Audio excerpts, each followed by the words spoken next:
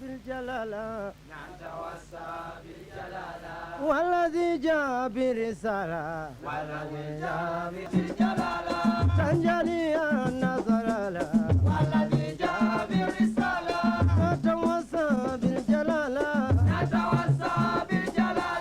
والذي جاء برسالة محمد الهادي الوالى ورب لأولنا ورب لآخرين ومكر لأثرات والذي جاء برسالة محمد الهادي الوالى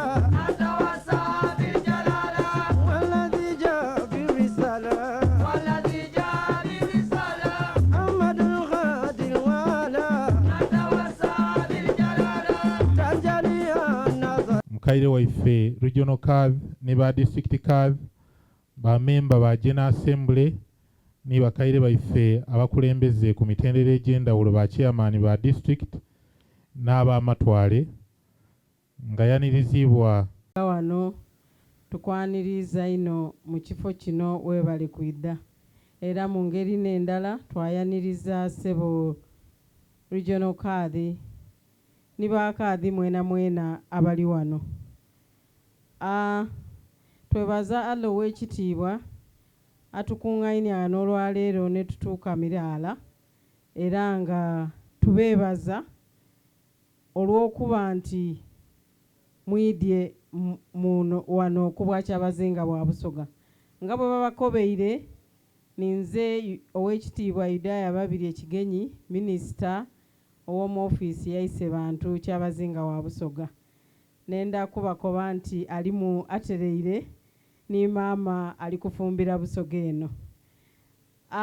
Ndi no mulimo timu nene wabula gwa kwebaza mu ngeri ey'endawulo ndi kwenda kwebaza ku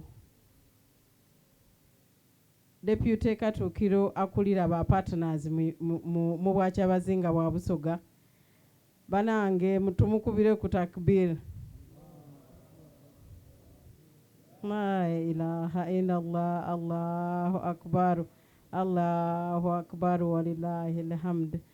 Tukwebaza olw'omulimu omulungi gw'olikola mu Bwakyabazinga olw'okuba nti obaire musaale mu baba okuba nti asobola okutugabula okumala emyaka buti tigiweze etaano nga atugabula era baba antumye nti mbakobere nti ekintu kino kikajja mu maiso paka mu kaseera kano nenda kubakoberaku obuvunaanyizibwa baba bwe yeetwika oba obuzibu obuli mu Busoga wano obw'abaana abato okuba nga bali kufuuka nga ba baba ni ba maama wano mu Busoga. Ensonga eno ebitiriire era erikutwiza ino einuma. Waliwo eddwaliro liri Buyende mwalimu abakyala abaidye okunwa obulezi nga bali 8 mu mwezi ogw'omwenda omwaka ogwo. Ku 8 40 baali baana ba myaka 14 kwika wansi. Ku anago 15 buli ku 10 ekitegeeza abaana nga 12 nga balwaire ba siriimu. Bakoba nti kale n'abaana abali kuwoya banayibwenda ba myaka 15 ku 17 tukiidi nti abaana abo babanga bato ino okufuuka ab'obuvunaanyizibwa ku myaka egyo. Kale boona bamala era boona tibaida kufaayo ku baana abo bali kuzaala obwavu bubenga buli kutusensera paka. Yes. Engeri eyokuba nti abasaada mu buwangwa bwa Busoga n'empango mu maka. Baba yakobye nti ali kubasaba mube empango entuufu, mufe ku baana. Abaana bano balobe ekola ki kukola bikolwa by'abantu bakulu nga bakaali kwetuuka. Abaana mubateekwa amateeka, abaana mubafwe ku mukuba budaabude okulya, mukuba budaabuda buli mu kintu ekigema ku maka nga okusoma n'okuba nti mubakuumira mu masomero paka bawenaaweza emyaka 18.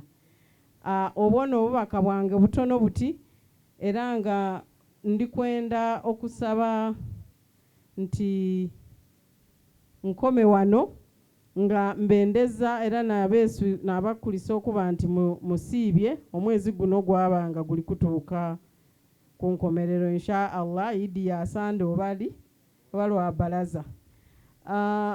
Deputy Mufti wa Uganda Sheikh Muhammad Ali Waiswa,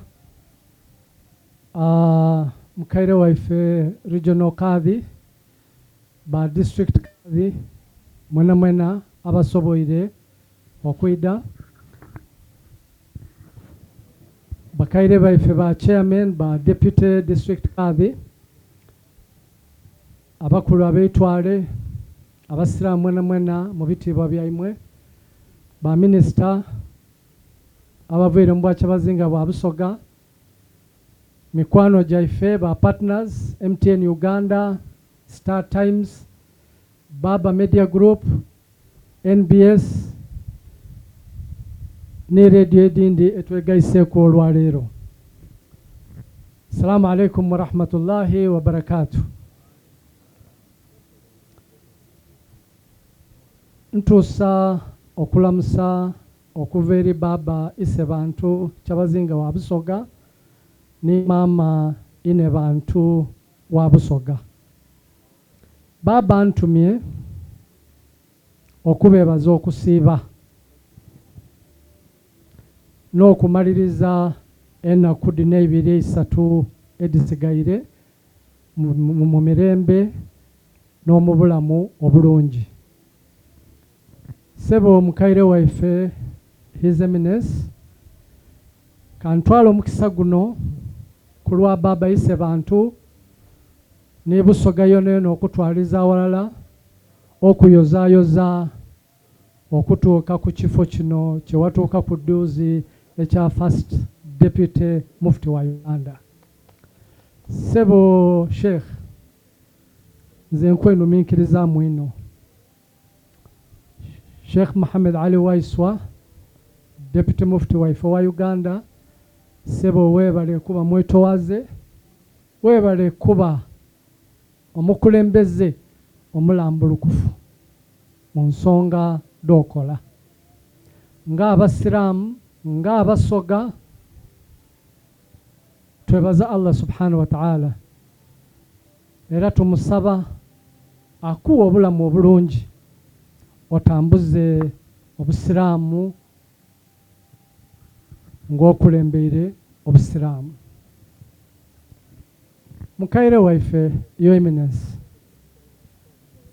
olina ensonga gy'oyogeireku era khutuba sebo tujenze ino webale obubaka bw'otuwaire.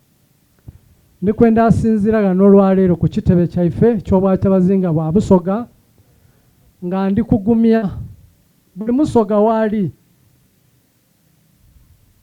nti Busoga buli kutambula bulungi, era atabanga muntu yenena ali eyo n'abaamu okubuusabuusa kwona nti Busoga oba obwakyabazinga bulina emitawaana. Singa emirimu tugiri kutambula bulungi titwandibaire gano saawa eno nga tuli kutambuza emirimu gya Baba. Naye era ntwala omukisa guno okwebaza Baba ise bantu sebo Deputy Mufti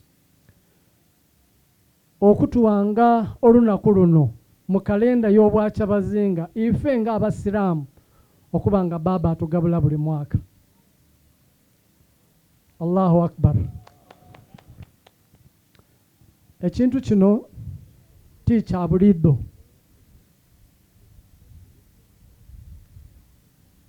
kingdoms tulina Kamala aye Busoga nga minisita bwakobye mwaka gwa 5 nga baba muna kwa 10 December yo agabula Busiramu. Twebaza baba ise bantu okutusakira okubonanga abasiramu muna ku December yo basobola okufuna yoko ka riziki. Nayendera okugumya Abasoga ntobwa kyabazinga buli kutambula bulungi era twayenda abasiramu nga bwe tuli mu naku 10 December yo twide emigaso gye naku 10 tusabe Allah atukulembere tusabe Allah ja'ala wa'ala atukingirize ebibi n'abantu ababi abayenda okutwonoona nga Busoga. Ife nga abasiramu tuwanika bwa mikono twakola nti Allah omutonzi niwe asobola otutaasa embeera yona yona. Olw'ebigambo ebyo era ndenda kwebaza mufti ndikwenda kwebaza deputy mufti nti onigiriza akaseera programu yonjidi kusaawa 10 olina omugene goli kukyaza ku kitebe kya Uganda Muslim Supreme Council aye kansabe ba partners basembere wano MTN Uganda, please come forward. Star Times, please come forward. Please, where's MTN?